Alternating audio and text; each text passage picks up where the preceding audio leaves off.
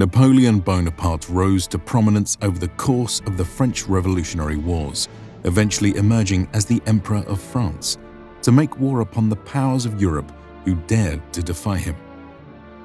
Napoleon's long, bloody campaigns would see him hailed as one of the greatest military commanders of history. And yet, even he would admit that these victories were won on the back of his soldiers, and in particular, the most devoted veterans of the Grande Armée. Referred to by Napoleon as his children and by the rank and file as the Immortals, they stood as one of the most feared military units of its age. Today, let us cover the vaunted history of the Old Guard.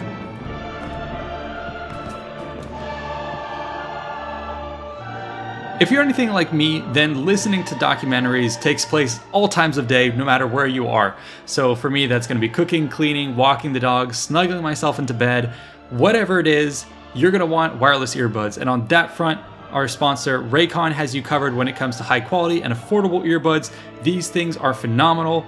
They sound good, they fit well. You can see this thing is not going to get jostled out. They're water resistant, and they have more than 6 hours worth of battery on the bud alone, and then the charge case that you can take with you that's easy and transportable has over 30 hours of charge on it as well. I've had mine for quite some time now and can't recommend them enough, and I'm never going back to my old wired headphone days.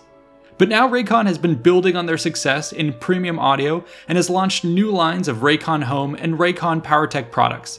This includes the Magic 180 charging cable and the faucet filter. Just like their buds, these are premium products at a great price with tens of thousands of 5-star reviews. But it gets better. Raycon is actually running an early Black Friday promotion across their entire site with 20% off everything and up to 50% off select products. So support the channel and get an early start on holiday sales by shopping Raycon's early Black Friday sale today. So go to buyraycon.com/Invicta to get anywhere from 20 to 50% off right now. Enjoy. For centuries, the cream of an army could be found in those units trusted to guard the person of the monarch. While rulers largely ceased to lead their armies in person by the 18th century, their guards continued to form an elite corps within the army, and the French kings with their military households were no exception. Their guard consisted of 3 main formations: the French Guard, the Garde Corps, or bodyguard, and the Swiss Guard. These corps fought in many campaigns over the 18th century, but the revolution that embroiled France from 1789 would spell their end. The French Guard defected to join the revolution with the storming of the Bastille in 1789. The bodyguard was disbanded in 1791 after the Women's March on Versailles, and the Swiss Guard was annihilated defending the Palace of the Tuileries from revolutionaries in 1792. This was not the end of France's troubles. War with Austria and Prussia had been underway since April and June respectively, and a succession of coups and uprisings would embroil Paris for years to come. While the French Revolution abolished the guard formations of the monarchy, the need to protect leading statesmen was only more urgent in this time of upheaval. For this purpose, the French Republic formed 2 units that would become the foundations of the Imperial Guard. The first was the Grenadiers of the Legislature, later renamed the Guards of the Legislative Body. This corps was the largest of those that would later form the Old Guard at about 1,200 men and included many former French guards among their ranks. Their most notable action was in the Vendée, the theatre of a brutal civil war between the revolutionary government and the Catholic and Royal Army in Western France.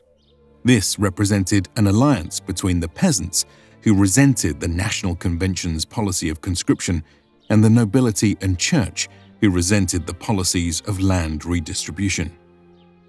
Once the revolutionary government crushed the Catholic and Royal Army in battle, they laid much of the region to waste in retaliation for the uprising. The second major unit in the Old Guard's ancestry was the Guard of the Directory.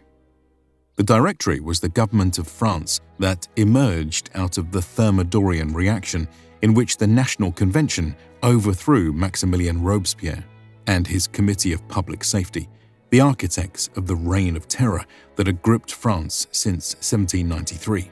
The Directory's architects designed it to be a more conservative government than its predecessors.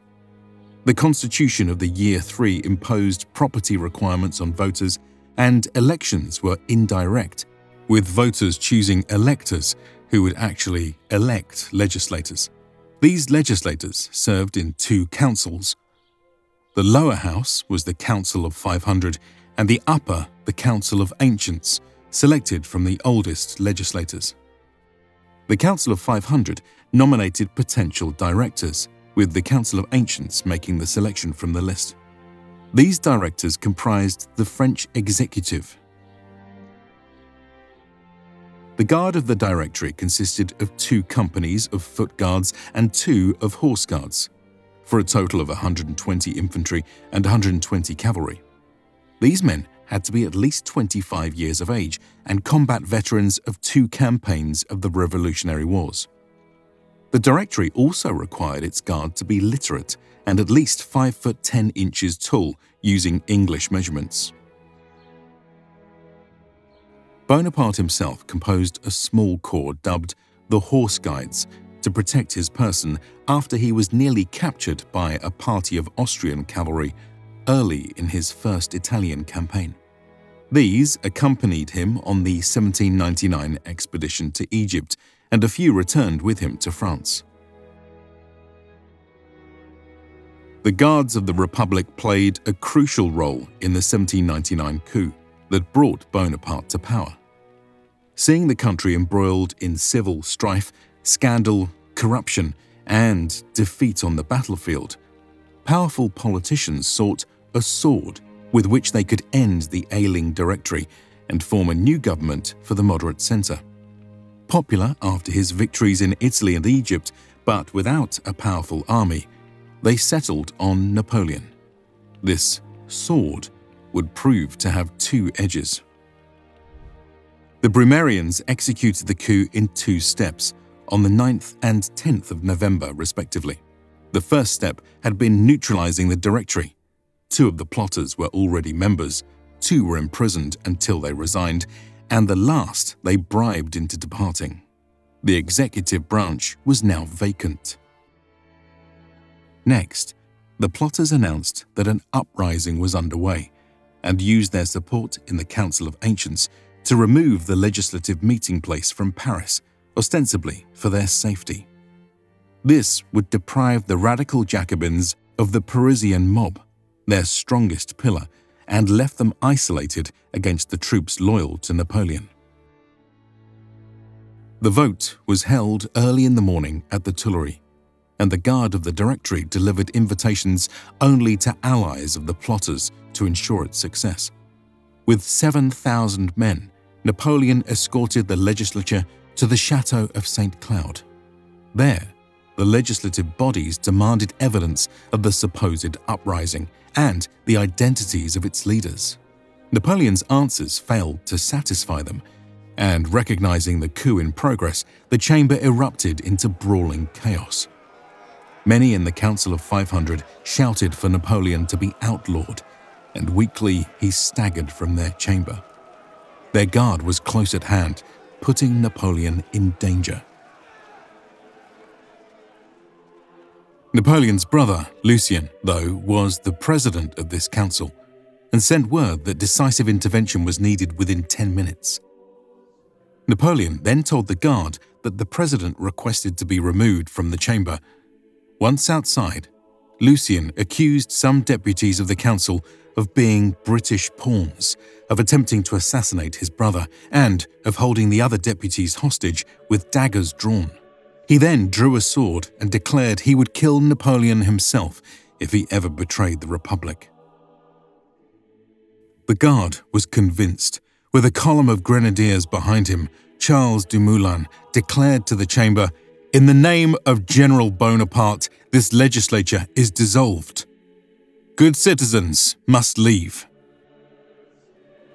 The council dispersed. A few allies were recalled to put a legislative rubber stamp on the coup, turning power over to a provisional government led by 3 consuls and Napoleon Bonaparte. After a 10-year experiment with representative government, the French people now stood by as a dictator consolidated power.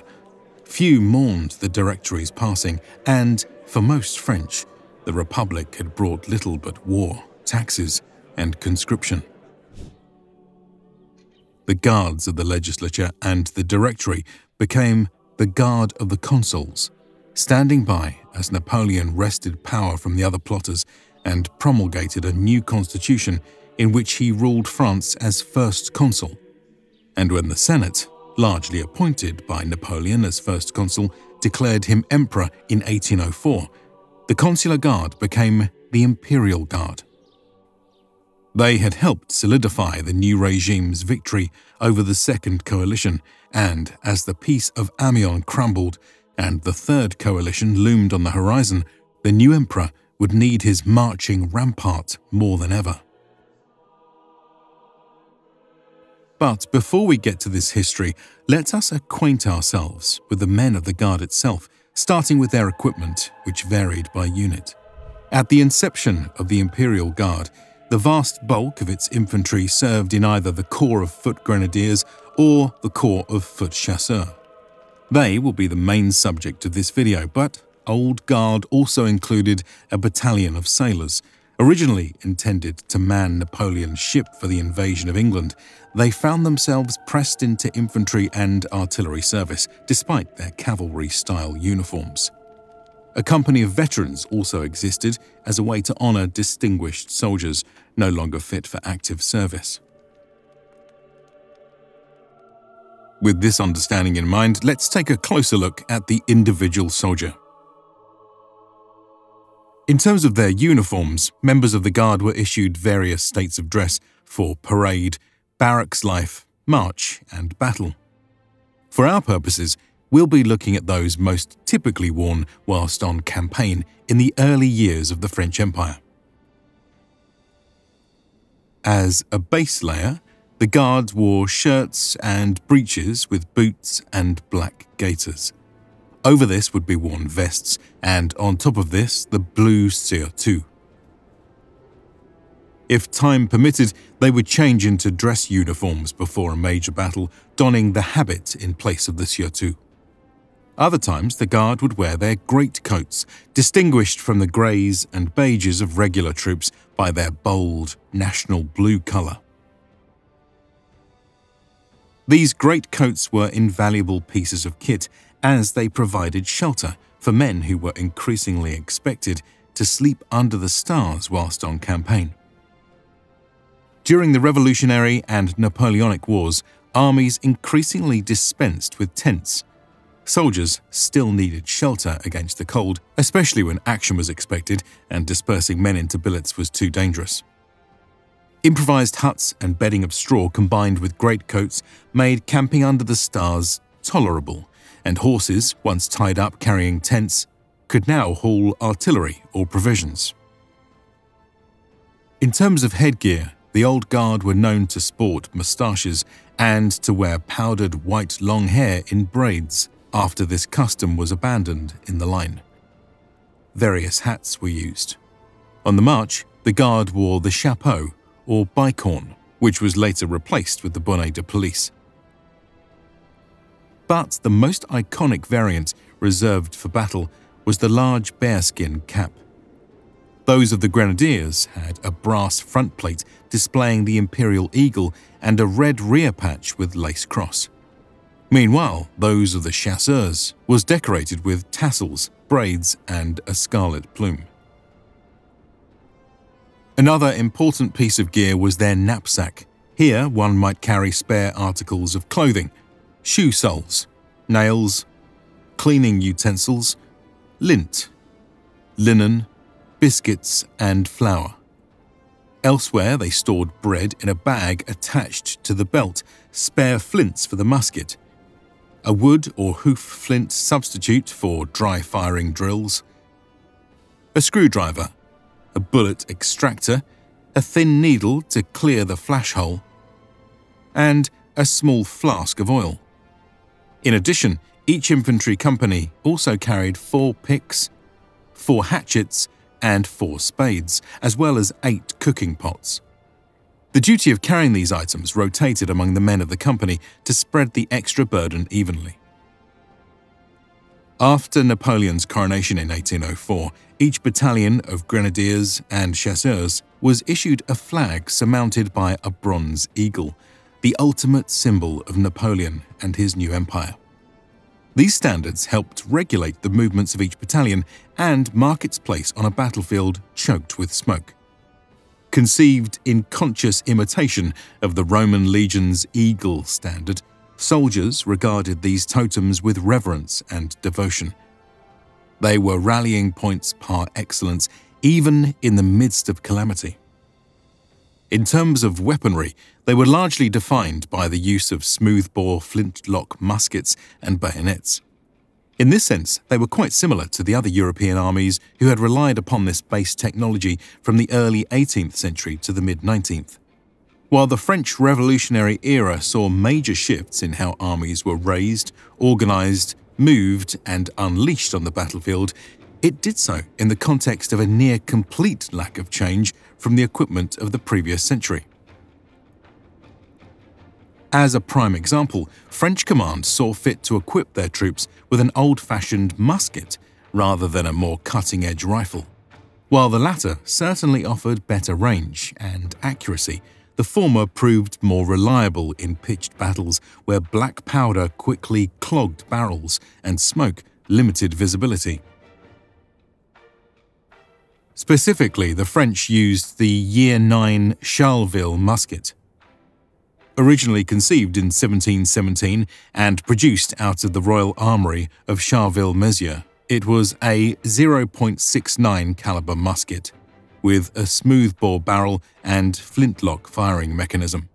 The base design had slowly evolved over the years, with the Old Guard primarily coming to use the 1777 pattern, which had received minor updates in 1800, or Year 9, according to the French Revolutionary calendar. The musket for French line and grenadier troops measures some 152 centimeters long, while that of the chasseur musket was shorter and lighter, measuring 144 centimeters long. Like all contemporary muskets, the Year 9 musket could inflict devastating wounds on its targets out to 200 or 300 meters, but was slow to reload and inaccurate compared to modern firearms. One thing that set the French musket apart was its reputation for accuracy, which observers credited to a unique feature. The stock included an angled cutout on the left side for the soldier's right cheek, which made it easier to line up their dominant eye with the front sight blade. Some other differences to note is that Napoleon's elite guard used brass rather than iron fittings, which gave them a flashier appearance. When it came to ammunition, soldiers carried paper cartridges containing both powder and a lead ball. These, in turn, were carried in a decorated cartridge box on the right hip, with a crossbelt suspending it from the left shoulder. Additional cartridges could be carried in the soldier's knapsack or pockets. Other ranged weapons included the use of grenades. However, these were far from standard issue, being instead typically manufactured and distributed in the field in the lead-up to siege assaults. Yet, because grenades required significant strength to throw, the name grenadier became identified with the tallest and strongest soldiers in an army, who officers across Europe collected into dedicated companies and battalions. Yet, despite all these ranged assets, combat could still often be decided at close quarters. Infantry swords had largely been abandoned, with the Guard retaining them largely as ornamental signs of their elite status. For the grisly work of close combat, infantry instead wielded their muskets as clubs or affixed bayonets to the muzzle, effectively converting them into short spears. Thus equipped, the men of the Old Guard posed an intimidating sight on the battlefield. Let us now turn to a record of their service history. Their baptism by fire took place in 1800 at the Battle of Marengo. At the time, the unit existed as the Consular Guard, which served under Napoleon as he led French revolutionary armies in an Italian campaign during the War of the Second Coalition. While the Austrians besieged Genoa, Napoleon led his army over the Alps and across the Austrians' line of retreat in northern Italy, intent on bringing them to battle. The gambit worked, perhaps too well, as Austrian troops quickly descended upon isolated French forces at the village of Marengo. In a bid to buy time for reinforcements, Napoleon committed his guard to shore up his right as an Austrian column closed in from the north. There, the guard stood like a fortress of granite, facing concentrated artillery and musket fire, while Austrian cavalry menaced their flanks.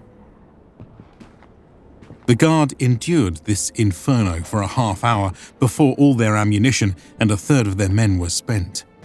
Even still, they withdrew in good order, providing a rallying point for the rest of the French army, which had been driven back.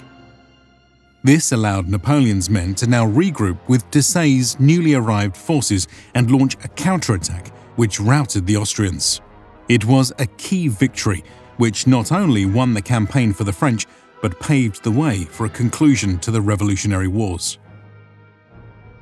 For a time, peace returned to Europe. Yet Napoleon was not idle as he consolidated power at home while orchestrating border geopolitical moves to secure France's position.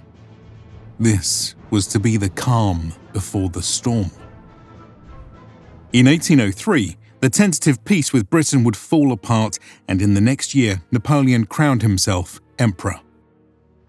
Now, with ultimate control over France and a clear enemy against him, a massive army would be marshalled to the north of Bologna for a planned invasion of England.